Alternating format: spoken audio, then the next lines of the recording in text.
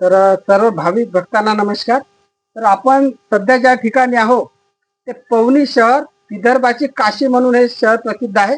पवन नावाच्या एका म्हणजे सर्व बाबतीमध्ये उदार अशा राजानं, शूर, उदार आणि सर्व बाबतीमध्ये सहिष्णू असा राजाने या ठिकाणी राज्य केलं असं लोक सांगतात. पहा, हे जय श्रीरामाचं मंदिर आहे. प्रभू श्रीरामचंद्राचं मंदिर या ठिकाणी प्राचीन बांधकाम आहे. पहा, हे इकडे हे हेमाडपंथी आहे. हेमाडपंथी हे खांब आहे ना, हे अगोदरचे दरवाजे आहे, अगोदरची ओटी आहे, प्राचीन आहे. पहा सर्व हे दरवाजे अगोदर, हे बघा ओटा, पहा किती सुंदर नक्षीकाम केलेलं आहे, किती सुंदर. पहा, आपण आजही करू शकत नाही, केलं तरी ते टिकतं का? किती वर्ष झाले, कोणी सांगा, आज कोणी करून दाखवावं. आता हे कोणी केलं असेल.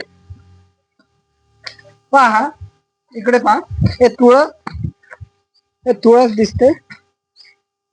महावीर बजरंग बली चिरंजीवी आहे, कलियुगातही चिरंजीवी आहे बजरंग बली.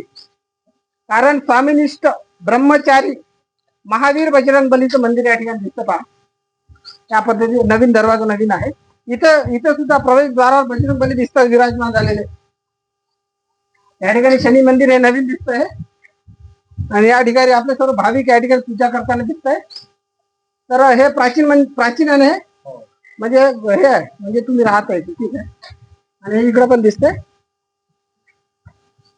स्वामी रामानंदाचार्य संप्रदायाच्या अंतर्गत मध्ये हे निर्वाणी आखाडा आहे आणि हे सर्वांचे नाव आहेत. पाहू शकता आपण. यानंतर या नावाचा पण एक आपण हे काढणार आहोत. नमस्कार, प्रणाम, जय श्री. तो आप कुछ बोलना चाहेंगे चैनल के तहत? हाँ जी, कौन सा चैनल है? सत्यवचन बीके. सत्यवचन बीके. माझं स्वतःच वैयक्तिक आहे. मैं भंडारे से. मैं प्राचीन मंदिरों का जो है निर्माण हुआ, अपने बाप दादा ने, अपने पूर्वजों ने जो भी अपने लिए धरोहर बनाई है, ये लोगों के सामने लाना चाहता हूँ, वो उजागर करना